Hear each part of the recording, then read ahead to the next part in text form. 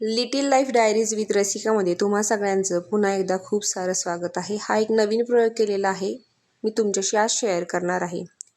फोनचं काही मला व्यसन नाही आहे. मला फक्त एक गोष्ट जाणून घ्यायची होती की माझ्या आयुष्यातला किती वेळ खरंच माझा आहे. पुढचे 7 दिवस no mobile, no internet, no wifi. सुरुवातीला एक गोष्ट जाणवली की माझा हात सवयीने पुन्हा पुन्हा फोनकडे जात होता. काहीच गरज नव्हती, ती एक फक्त सवय होती.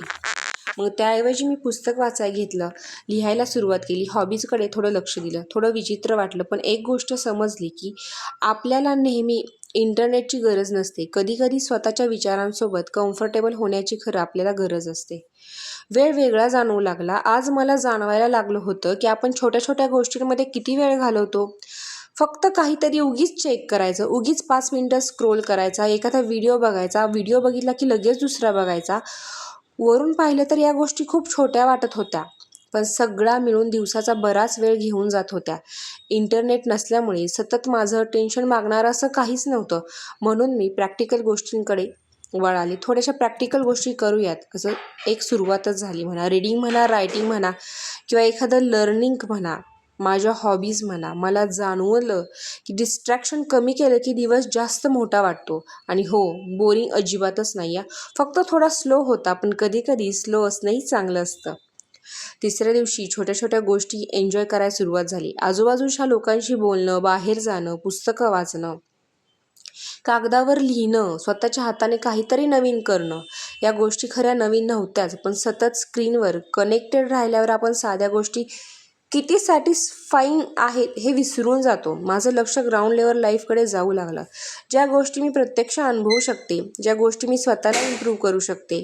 फक्त इन्फॉर्मेशन कन्झ्युम करणं नाही, तर त्या इन्फॉर्मेशनचा काहीतरी उपयोग करणं, हे खरंच प्रकर्षाने जाणवलं होतं.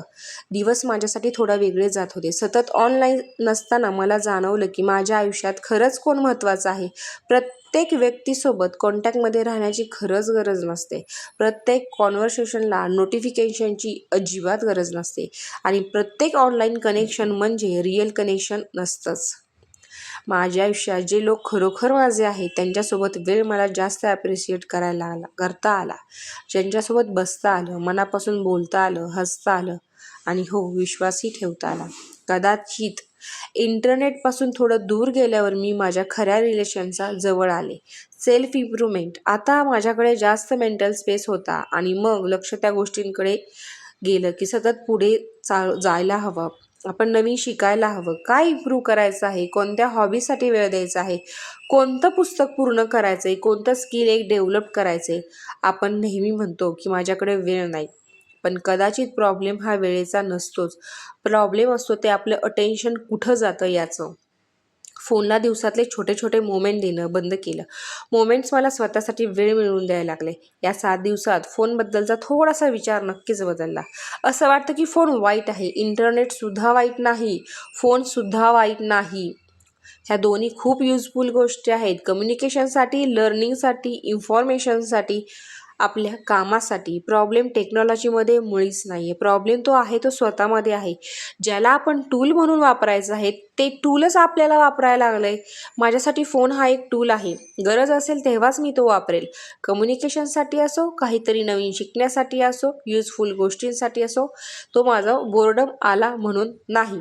फोन, इंटरनेट, वायफायशिवाय 7 दिवस आणि मला असं सतत वाटायचं की माझे 7 दिवस वाया गेले.